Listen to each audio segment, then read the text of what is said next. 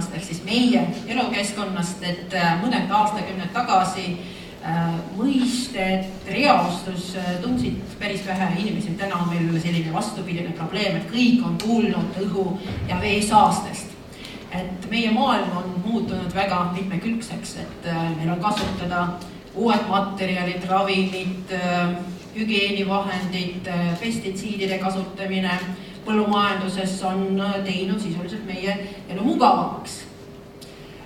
Aga kõik need ühendid, mis on sellised tavalised ja kasulikud, kui nad on vales kohas, et meie oleme siin täna õiges kohas, aga need ained vales kohas, nad muutuvad kahjulikuks. Ja täna maailmas, tegelikult kogu maailmas avastatakse juba joogivees näiteks pestitsiide või siis ravimeid ja väga väikestes kontsentratsioonides, aga neid käsitletakse kui mikrosaasteaineid. Ja need ained on spetsiaalselt välja töötatud just selleks, et püsida keskkonnast. Et nende üldisteks omadusteks on kõrge toksilisus.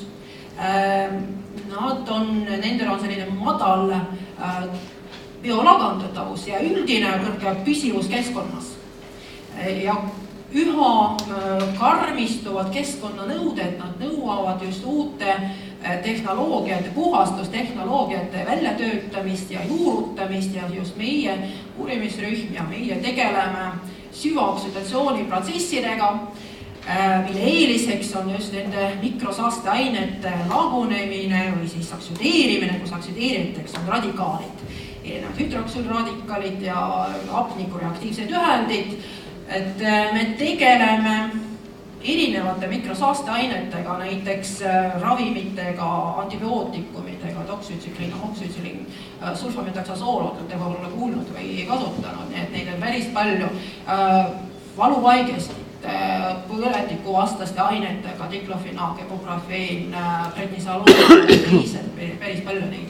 Nii et meie käes, ma ütleksin, on sellised tõhusad kaasaegset vee, õhu, pinnade puhastustehnoloogiad ja just nad töötavad seal, kus võib-olla sellised traditsioonilised puhastusmeetodid enam ei aita, nii et pöörduge meie poole.